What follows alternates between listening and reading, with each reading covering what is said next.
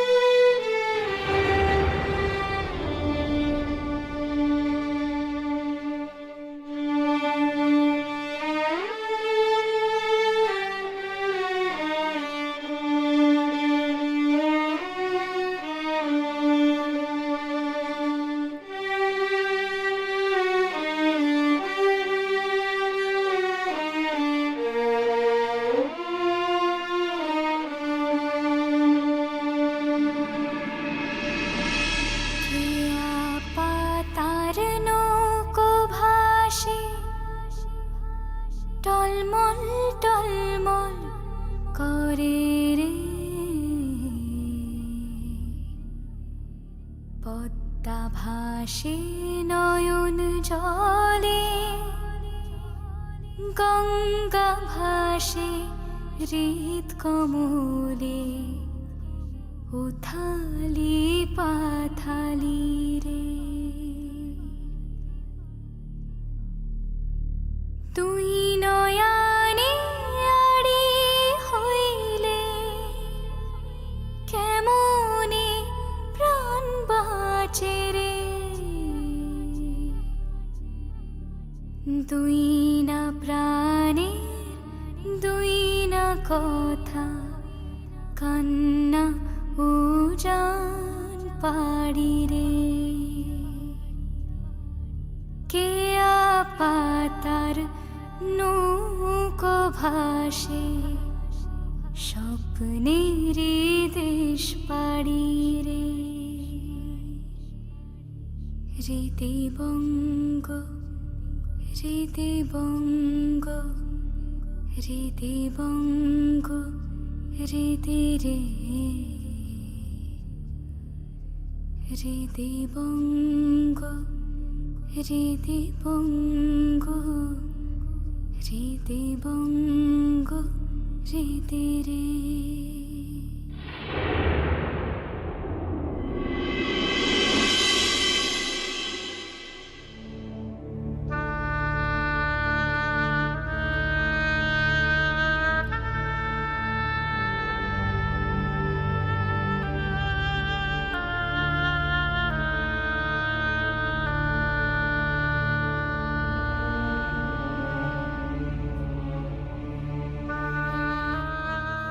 মাননীয় বিচারক, কাবুল শেখ হত্যা মামলার বিষয়টি আমরা প্রায় গুটিয়ে এনে ফেলেছি। আজ আমি আপনার সামনে এমন একজনকে উপস্থিত করব যার কাছ থেকে বেশ কিছু তথ্য প্রমাণ পাওয়া যাবে এবং সেই তথ্য প্রমাণের ভিত্তিতে আমরা নির্দিষ্ট করতে পারবো যে কাবুল শেখ হত্যা মামলার প্রকৃত অপরাধী কে। যদি আপনি অনুমতি দেন তাকে আমি এখানে আনতে পারি। অনুমতি দেওয়া হলো। সাক্ষী লুৎফর রহমান হাজির।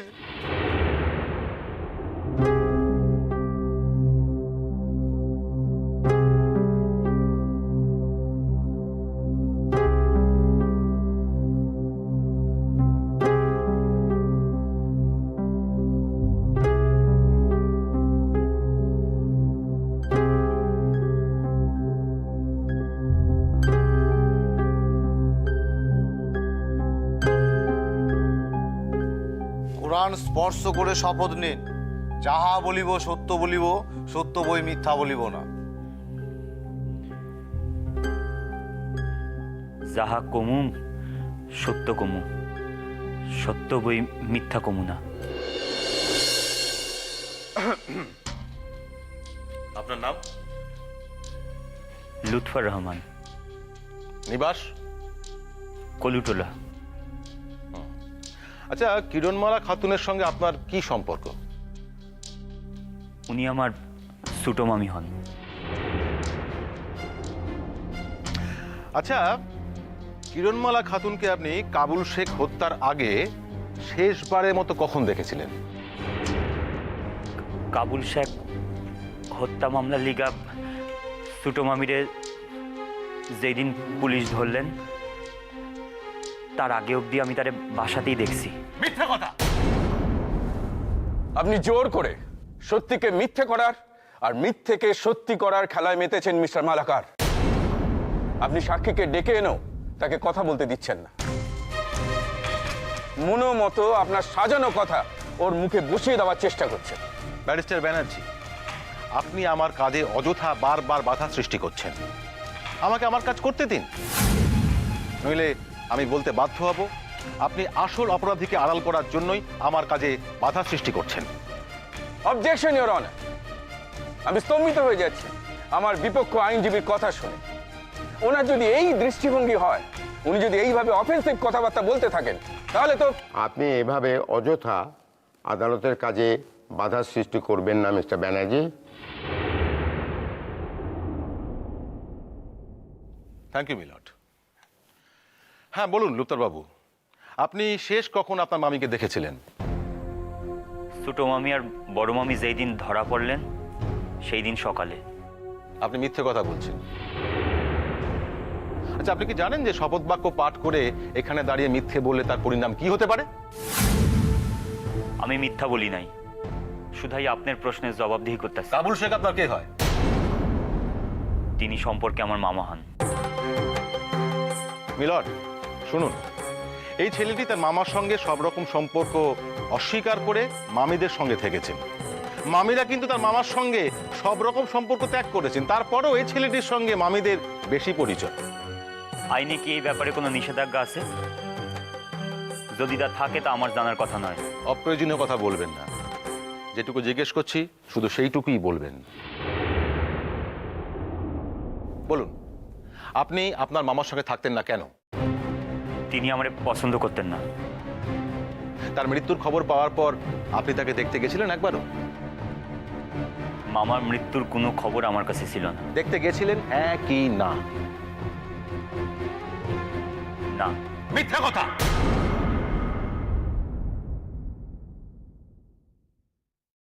আমার কাছে প্রমাণ আছে আপনি এক বন্ধুকে সঙ্গে নিয়ে সেখানে গেছিলেন।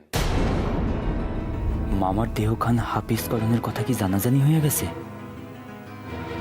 আফতাব ভাই তো মুর্শিদাবাদে গেছেন, কিন্তু আমি কি করুন? আল্লাহ, মামিদের কি শেষ পর্যন্ত বাঁচাইতে পারুম আল্লাহ? আচ্ছা, আপনার মামার এই দুঃখজনক মৃত্যুর জন্য আপনার কাকে সন্দেহ হয়? আমার কেউরে সন্দেহ হয় না। আমি কিন্তু প্রমাণ করতে পারবো কাবুল শেখ হত্যার পিছনে হত্যাকারীদের সাহায্য করার জন্য কারা কারা জড়িত ছিল। লুৎফর রহমান, আমার শেষ প্রশ্ন, আচ্ছা, রূপসজ্জা বলে কোনো দোকানে আপনি কি কখনো গেছেন?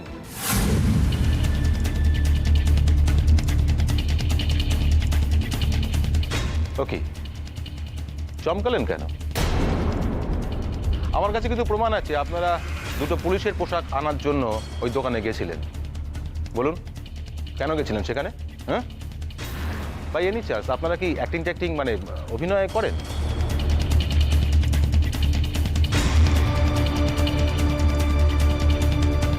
বলুন, হ্যাঁ কি না?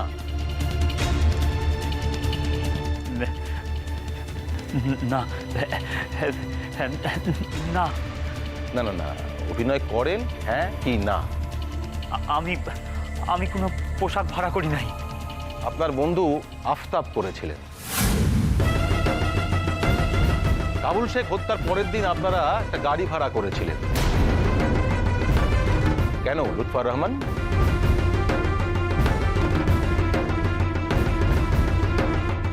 উত্তর দিন, কেন? আমি আমি কিছু জানি না। কিছু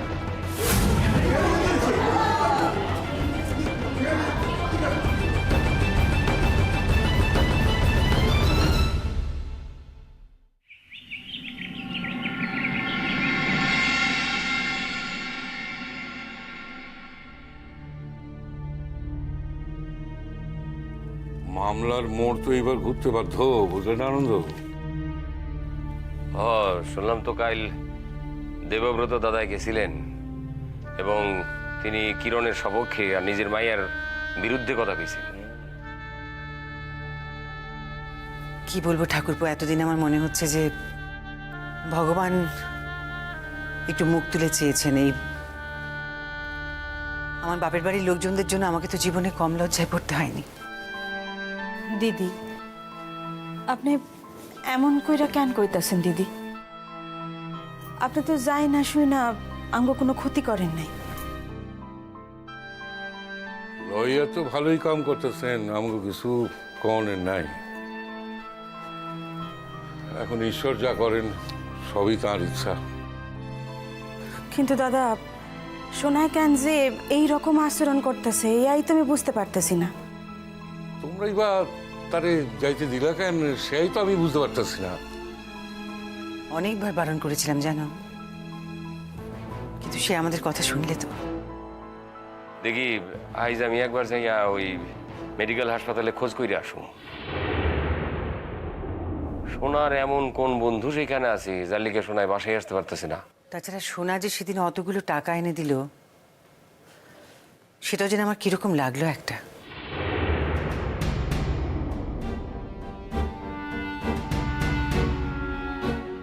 কিরকম লাগলো মানে? না, এতদিন পরে হঠাৎ করে অতগুলো টাকা নিয়ে বাড়িতে এলো, বলল যে কলেজ থেকে পেয়েছে। আচ্ছা বলো তো, কলেজ থেকে কি এখন কোনো টাকা পাওয়ার কথা? তাইলে আর কে দিব টাকা? তারে টাকা দেওয়ার মতো আর তো কেউ নাই বৌদি। 5-10 হাজার না, অতগুলান টাকা। শুধু তাই নয়, আরো কিছু টাকা নাকি আজকালের মধ্যে দিয়ে যাওয়ার কথা।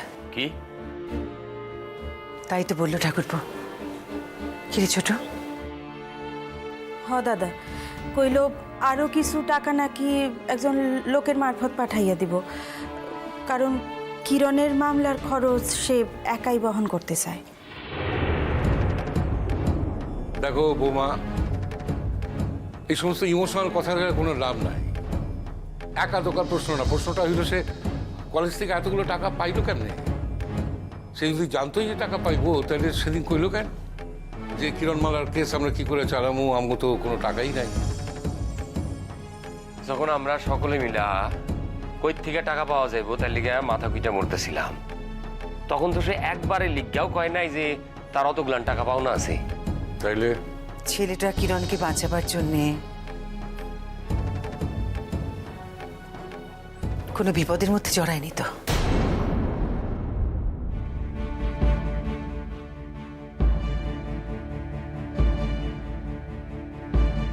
দিদি, এ আপনি কি কইতাছেন? ছোট, সেদিন ওর কথাবার্তা, আচার আচরণ কোনোটাই আমার কিন্তু ভালো লাগেনি। আবার ময়নায় সকাল না হইতে তার বাপের বাড়ি গেল গিয়া, তার মায়ের ফোন পাইয়া। ব্যাপার খান কি? না না, ময়না তো বাপের বাড়ি গেছে, তার মা ডাকছে বইলা। তার মা তারে ডাকছে তার বাপের সাক্ষ্য দেওয়ার কথাগুলা তারে শোনানোর লিগা। এইবার একখান ধুমধুমার কাণ্ড বাঁধবো এখানে। দেবু দাদায় না প্রাণে মরে এইবার। এত বড় একখান ঘটনা মা মাইয়া কেউ তো সহজে মাইনে নিব না। ঠাকুরপো ওরা যা খুশি করুক, আমাদের কোনো মাথা ব্যথা নেই, কোনো মাথা ব্যথা নেই আমাদের। আমার শুধু আমার ভালো মানুষ দাদাটার জন্যই চিন্তা হয়। তবে এটাও ঠিক, আমার দাদা যখন কিছু একটা বলেছেন তখন সব দিক ভেবে চিন্তেই নিশ্চয়ই বলেছেন। তাছাড়া বৌদি উনি চোখের ওপর তো মেলা অন্যায় হইতে দেখছেন, তাই না? তার লিগেই উনি একজন মানুষ আর কত সহ্য করতে পারেন। সবচেয়ে বড় কথা হলো দেবু দাদা নির্ঝঞ্ঝাট মানুষ, কিন্তু বিবেকহীন মানুষ তো না। কিন্তু দিদি, তাইলে তাইলে সোনার ব্যাপারখান কি হইব? আমার তো খালি মনের মধ্যে খসখস করতেছে দিদি। কেন তারে সেদিন যাইতে দিলাম? কেন তারে আমরা বাধাটুক পর্যন্ত দিলাম না?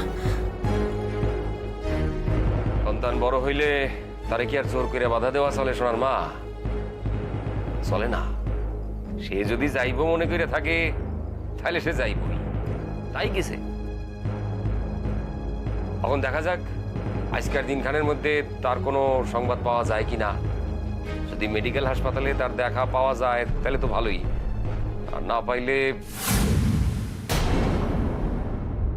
চলো আমি যাবো তোমার লগে।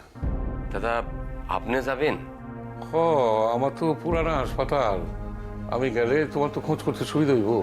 যেই পোলায় কিরণের শুনানির আগে প্রত্যেকটা দিন ঘর বাইর কইরা সকলের আগে গিয়া বইয়া থাকে, শুনানি হইয়া সারলে উকিলের লগে গভীর রাত অবধি আলোচনা করে, সেই পোলায় কেমন নির্দ্বিধায় বইলা চইলা গেল। তার বন্ধুর মনন বাঁচন অসুখের দিঘা তারে নাকি হাসপাতালে থাকতে হইব। শুধু তাই নয় ছোট, এমন কি গোপন ব্যাপার আছে যে সে আমাদের হসপিটালের নামটাই বলতে চাইছিল না।